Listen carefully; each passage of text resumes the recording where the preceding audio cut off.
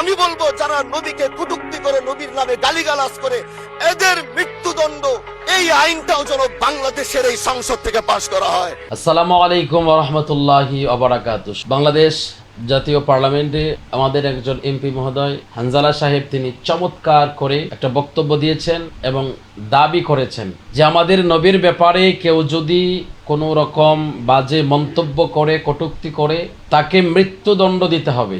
আর এটাই কিন্তু সমস্ত ইমামদের ফাইসালা। হুজুর পাক সাল্লাল্লাহু আলাইহি সাল্লামের ব্যাপারে কেউ যদি বাজে মন্তব্য করে, হুজুরের শানের খেলাফ যদি কেউ কথা বলে, হুজুরের শানে কেউ যদি গোস্তাকিমূলক কথা বলে, তার মৃত্যুদণ্ড। এটা রায় আজকে না, 1000 বছর আগে থেকেই ইমামগণ দিয়ে আসছেন। আমাদের কাছে বড় ভালো লেগেছে, বড় খুশি হয়েছি, বড় আনন্দিত হয়েছি। আমরা এমন একজন এমপি পার্লামেন্টে দেখতে পেলাম যে ইসলামের পক্ষে, নবীর পক্ষে সিংহ শার্দুলের মতো গর্জন করে সংসদে কথাগুলো উত্থাপন করেছেন। আমরা বিনীতভাবে আবেদন করব, ওনার এই কথাগুলো যেন আমাদের রাষ্ট্র, যিনারা রাষ্ট্রপ্রধান আছেন, যিনি স্পিকারের দায়িত্ব আছেন, এই আবেদনটা যেন বৃথা না যায়, এটার যেন 100 থেকে 100 কার্যকর করা হয়।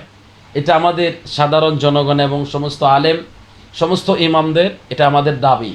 আমরা চাই এই দেশের মধ্যে আমাদের প্রিয় নবীর ব্যাপারে কেউ কটূক্তি করবে, সেজন্য কোনো রকমভাবে, কোনো অবস্থাতেই কোনো দলের বা কোনো সংগঠনের দোহাই দিয়ে সে যেন রেহাই না পায়, সে যেন বাঁচতে না পারে। জোরালো দাবি করতেছি, এর আইনটা যেন সংসদে পাস করা হয়, এটা যেন কার্যকর করা হয়, এই আইন যেন জারি করা হয়, দাবি করছি। আমাদের অন্তরের অন্তরস্থল থেকে হানজালা সাহেব অভিনন্দন জানাই, ধন্যবাদ জানাই। আর ধন্যবাদ জানাই, ওনাকে ছোট করতে চাই না, আরো দোয়া করি যেন আল্লাহ তাআলা ওনাকে আরো বলার মতো সাহস দান করে, সৎ সাহস নিয়ে যেন তিনি এগিয়ে যেতে পারেন। অন্তত একজন পেলাম সংসদে দাঁড়িয়ে আমার প্রিয় নবীর পক্ষে কথা বলার মতো একজনকে আমরা দেখতে পেলাম। আমাদের বুকে তৃষ্ণা ছিল কথাগুলো সংসদে উত্থাপন করার জন্য, বলার জন্য বুকে তৃষ্ণা ছিল, আমাদের গলা ধাক্কা দেওয়া হয়েছে। কিন্তু আজকে হানজালা সাহেব যে কথাগুলো বলে, তৃষ্ণা অনেকটাই মিটে গেছে। দোয়া করি হানজালা সাহেবকে আল্লাহ তাআলা আরো দীর্ঘজীবী করুক এবং তিনি আরো যেন বলিষ্ঠ কণ্ঠে প্রিয় নবীর পক্ষে সংসদ ভবনে কথা বলতে পারে, দেশের মধ্যে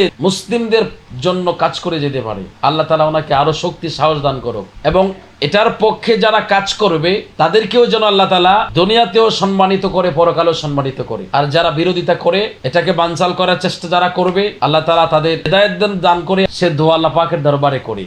আমি সর্বস্তরের মুসলমানদেরকে বলবো, এই কথার উপরে সমর্থন করুন। সবাই সবার জায়গা থেকে যে যতটুকু, যার যতটুকু ক্ষমতা আছে, যা যতটুকু বলার মতো কৌশল আছে, সুযোগ আছে, আপনারা আপনাদের অবস্থান থেকে কথাগুলো বলুন। হতে পারে আল্লাহ তাআলা কারো না কারোর মাধ্যম দিয়ে, কথার দ্বারা, এই আলোচনার দ্বারা, মানুষের সমর্থনের দ্বারা আল্লাহ তাআলা হতে পারে এটুকু নিয়ামত আমাদেরকে দান করতে পারে।